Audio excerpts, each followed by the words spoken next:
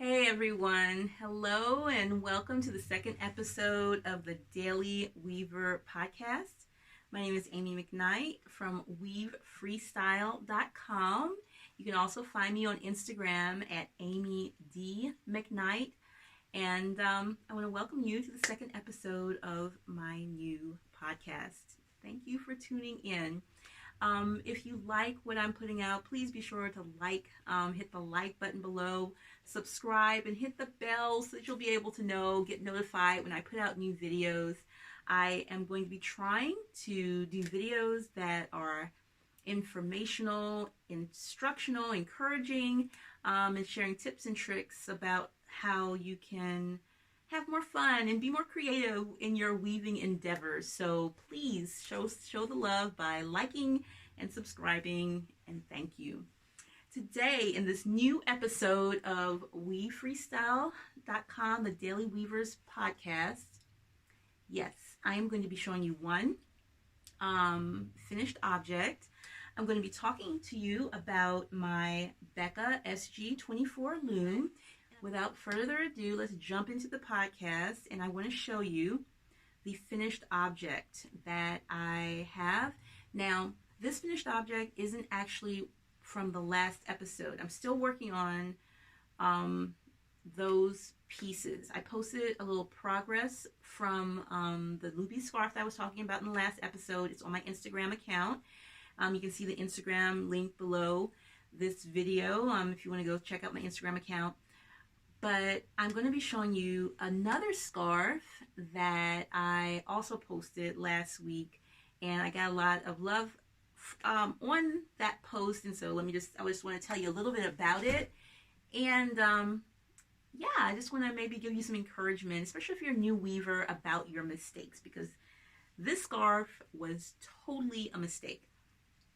So this is my stained glass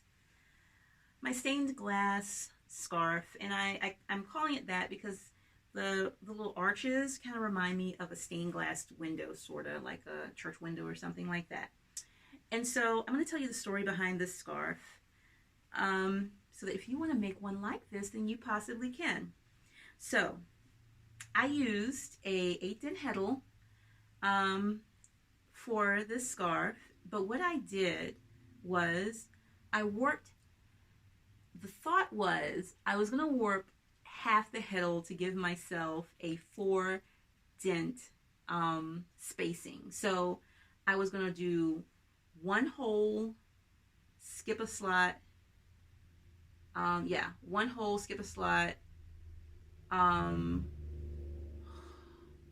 sorry, I'll have to draw it out or something like that. But anyway, I wanted to get the spacing of 4 dents per inch using an 8-dent heddle, which means that I was doing only half the spacing. So yeah, that's what it'd be. It would be, let's start with the slot. Slot, skip a hole, skip a slot, hole. Slot, skip a hole, skip a slot, hole, or something of that nature. Do you understand what I'm trying to say? It's been a long day, but hopefully you understand what I'm trying to say. I was getting a 4-dent spacing. But what I did, because I was going to go back and thread the holes after I, pulled 2 strands through my heddle, kind of like we always do when we're doing a direct warp, I didn't do the math. I kind of was eyeballing it, and I probably got distracted in the process. And so, anyway, what should have happened was that I shouldn't have had this much left over. I shouldn't have had any left over. You see how this is tighter and this is super loose? Well, what happened is I started over on, I guess, my left, your right, if you're looking at it, and I was doing my, spacing for 4 dents, 4 dents per inch. When I got a third of the way, or more than half, I realized that, wow, I'm not going to run out of these warp threads. I have too many warp threads. And so I realized that this side was going to be spaced much denser than this side. This is normal spacing at 8 dents per inch. And this one was wide spacing. And you know what? I said, hey, let's just roll with it and see how it goes. So when I first started weaving, I realized pretty quickly that it was gonna the I didn't particularly like the holiness of this side opposed to this. I wasn't really going for that look. I mean, even though I am kind of doing my own thing, sometimes I usually have some type of idea in my head of what it's supposed to be. So I was going to be using this thick thread anyway, but I was going to be pulling it across if the spacing had been normal all the way across. But since it wasn't, I had to, change it up a little bit. So what I ended up doing was using the loosely spaced side and playing with the weft. By pulling the weft, pushing it up and down to make space for this thicker thread, I was able to even out,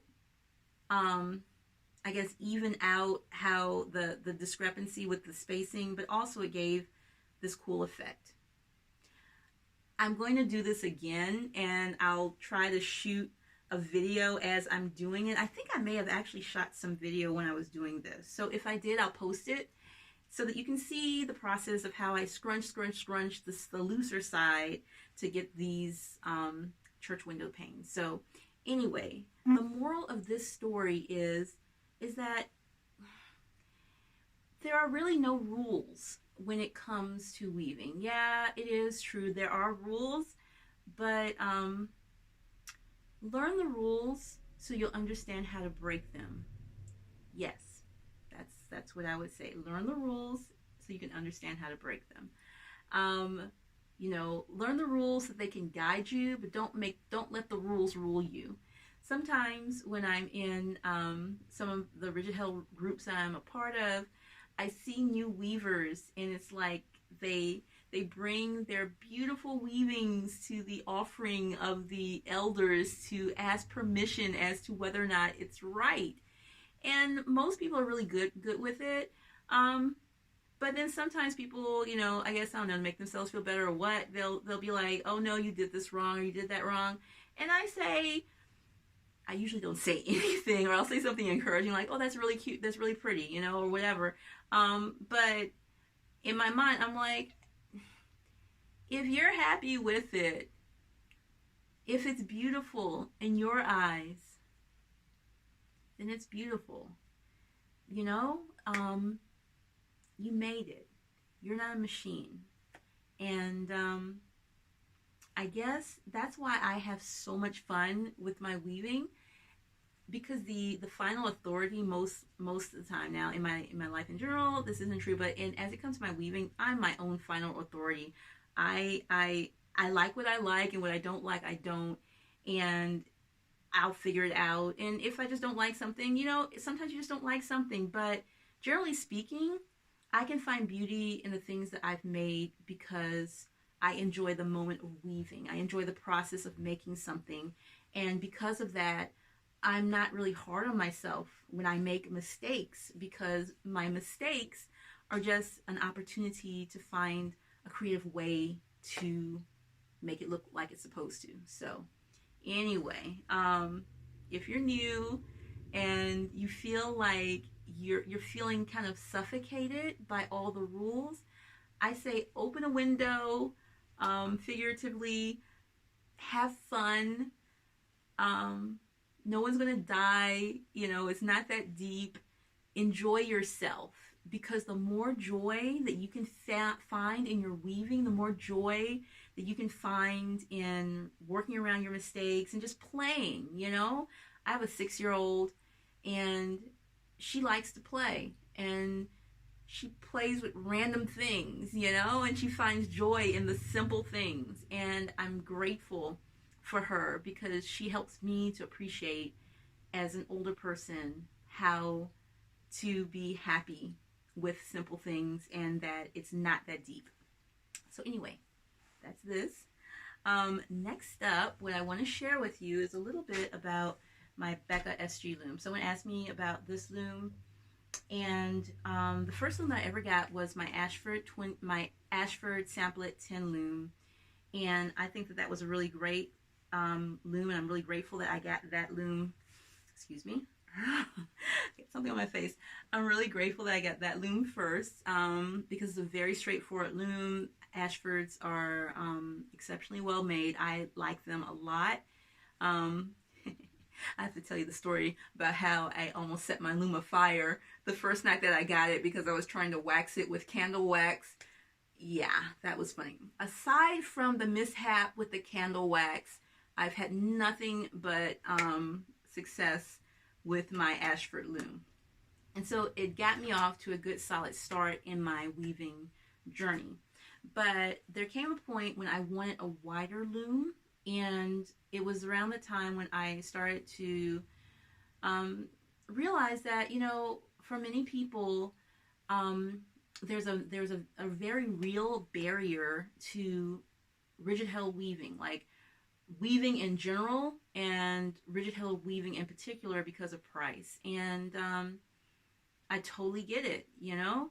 I didn't know about these looms until maybe a couple of years ago. And I think my husband was going to buy me one some years back, but I looked at the price and I just was afraid that, I didn't want to put that much money into a craft, because I change crafts. Yeah, I change crafts pretty quickly, generally speaking. This is actually rigid held weaving. I found my craft when I found it, and I've stuck with it for a very long time. I mean, yeah, it's like I found my home here. But before then, I've done a whole lot of crafts, paper crafts, all sorts of different things. And so I didn't want to spend that much money on something that I wasn't sure I was going to be using for a long time. But, I'll tell you the story about how I circled around to rigid held weaving. But when I finally did, I got the Ashford. I loved it. It's a great loom. But I wanted to get another loom. I felt really strongly that the next loom that I got, I wanted to get something that was more affordable. Not that the Ashford loom isn't affordable, and I mean, it actually is a really super affordable loom. But I started to look a little bit in different ways. I was thinking about things differently. Anyway, I came across the Becca loom. It didn't seem like there was many people using it, and the reviews were kind of mixed on it. But I liked how much it cost, and I liked the fact that it was made here. I live in America. I own a small business. My husband and I, we own a small business, and so I feel it's important to support other small businesses.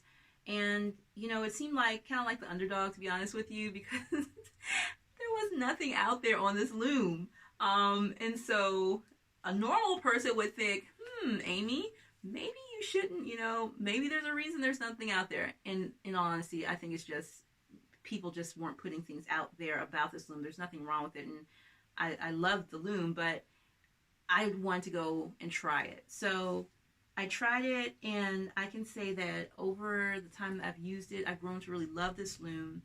I love it because of the simplicity of it, that it's super simple. I mean, it's like the opposite extreme from my Ashford. It is a frame loom that has a top and back, a back beam and a front beam that moves with the tensions where a rigid held can be. I mean, this thing is so simple. It's very simple, very straightforward. It is what it is.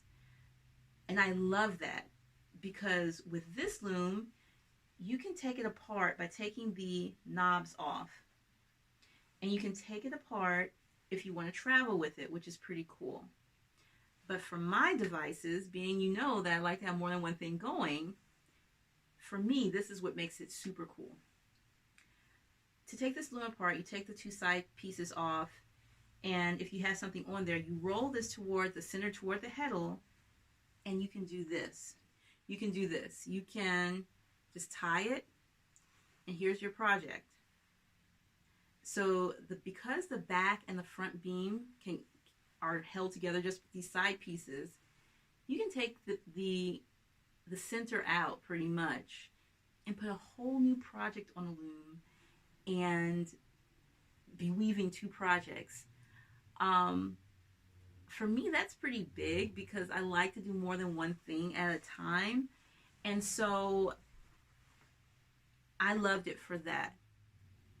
yeah, I guess that's what I'm going to tell you today. I don't think I have anything else. That was the main thing. So, yeah, I guess that's it for this episode. If you have any suggestions of what you'd like me to talk to you about in the coming episodes, just leave the comments. Leave me a comment below. If you like this video, if it's been helpful for you, please give me a thumbs up. Subscribe. I'm trying to build up the channel, and everyone that subscribes and watches these videos tells the gods in YouTube that I'm putting out, useful content, and I hope I am. And if not, then leave me constructive criticism, and I will try to do better. All right, then. Well, that's it for this video. Please, again, rate, comment, and subscribe. Thank you so much for watching, and wherever you are in the world, have a wonderful rest of your fill in the blank. Happy weaving. Bye.